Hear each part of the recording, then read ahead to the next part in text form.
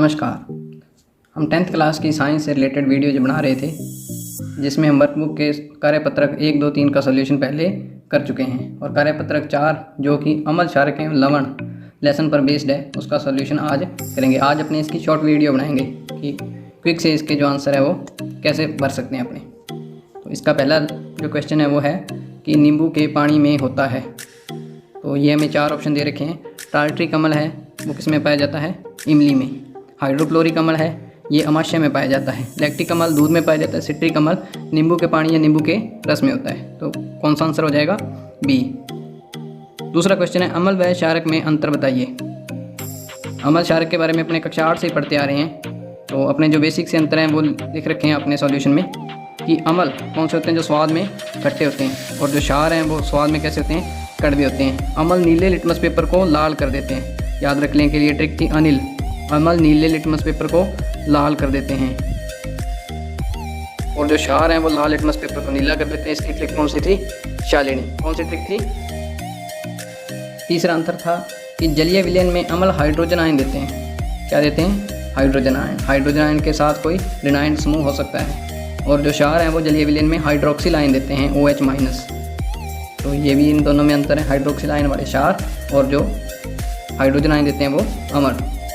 चौथा अंतर था कि अम्ल की pH 0 या 0 से अधिक लेकिन 7 से कम होती हैं। वहीं क्षार की pH है वो 7 से तो अधिक लेकिन 14 के बराबर या उससे कम होती हैं। तो ये था हमारा दूसरा क्वेश्चन। तीसरा क्वेश्चन है हमारे पाचन तंत्र में अमाशय में कौन सा अम्ल स्रावित होता है? तो हमारे पाचन तंत्र या अमाशय में पहले क्वेश्चन में भी बताया था कि HCl या हाइड्रोक्लोरिक अम्ल है वो स्रावित होता है, जिसके कारण हमारे अमाशय की जो pH है वो 1.5 के आसपास रहती है। ये वैसे बदलती रहती है, ज़्यादा या कम भी हो जाती है थोड़ी बहुत। चौथा क्वेश्चन है हाइड्रोनियम आयन का सूत्र लिखिए। हाइड्रोनियम आयन किसे कहते हैं? कि अम्ल अपने पढ़ा था कि जलीय विलयन में हाइड्रोजन आयन देते हैं, लेकिन हाइड्रोजन आयन है वो स्वतंत्र अवस्था में नहीं रह सकता। तो फिर ये क्या करता है कि हाइड्रोजन आयन जल से अभिक्रिया करके H3O+ हाइड्रोनियम आयन बना लेता है। तो हाइड्रोनियम आयन का सूत्र क्या है? H3O+ hydronium ion. पांचवा है हाइड्रोजन आयन की सांद्रता व pH के मध्य संबंध है। कौन सा संबंध है? कि यदि अपने pH को विस्तार से पढ़ें तो हमें पता चलता है कि pH क्या है? हाइड्रोजन आयन सांद्रता का ऋणात्मक लघुगणक। मतलब जो pH है वो बढ़ती है जब हाइड्रोजन आयन की सांद्रता कम होती है। मतलब इन दोनों का एक दूसरे से व्युत्क्रम संबंध है। हाइड्रोजन आयन की सांद्रता जितनी अधिक होगी pH उतनी ही कम होगी। तो इनका जो एक दूसरे से व्युत्क्रम का संबंध है। ताजमहल के संगमरमर का रंग पीला क्यों पड़ रहा है? ताजमहल के संगमरमर का रंग पीला है वो अम्लीय वर्षा के कारण पड़ रहा है, क्योंकि जो वाहन है, वाहनों से निकलने वाला धुआं या फिर कल कारखानों से निकलने वाला धुआं है, उनमें सल्फर के ऑक्साइड और नाइट्रोजन के ऑक्साइड जो गैसें हैं वो स्रावित होती हैं, जो वायुमंडल में जाकर जल के साथ अभिक्रिया करके सल्फ्यूरिक अम्ल और नाइट्रिक अम्ल बनाती हैं। ये दोनों अम्ल हैं, ये क्या है कि ताजमहल के संगमरमर को नुकसान पहुंचाते हैं। तो जिसकी वजह से उसका रंग कैसा पड़ रहा है? पीला पड़ रहा है। सातवां क्वेश्चन है अम्लीय वर्षा क्यों होती है?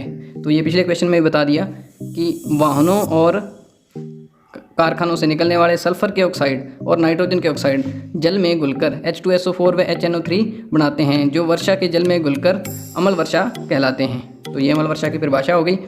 ये सल्फ्यूरिक अम्ल और नाइट्रिक अम्ल बनाते हैं जो जल में घुल जाते हैं, तो उस वर्षा को क्या कहते हैं? अम्ल वर्षा।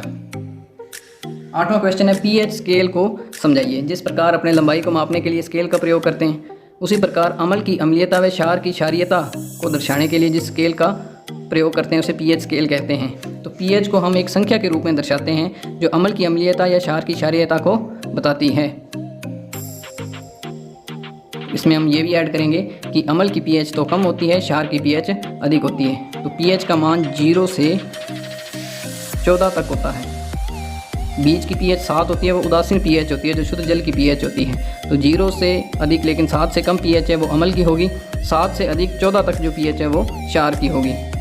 pH बढ़ने के साथ साथ हाइड्रोजन आयन की सांद्रता कम होती है और हाइड्रोक्सिल आयन की सांद्रता वो बढ़ती है। नेक्स्ट क्वेश्चन है हमारे मुंह में लार का pH होता है। तो हमारे मुंह में लार का pH है वो कैसा होता है? अम्लीय होता है। और यहाँ पे एक ही अम्लीय pH दे रखी है 5.5।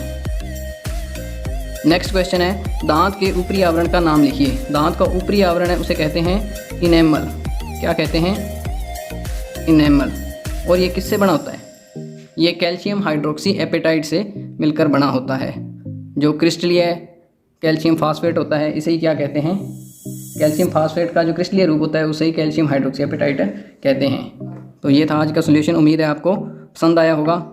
यदि हमारी वीडियो आपको पसंद आई है तो हमारे चैनल को सब्सक्राइब करें और हमारी वीडियो को लाइक करें। धन्यवाद।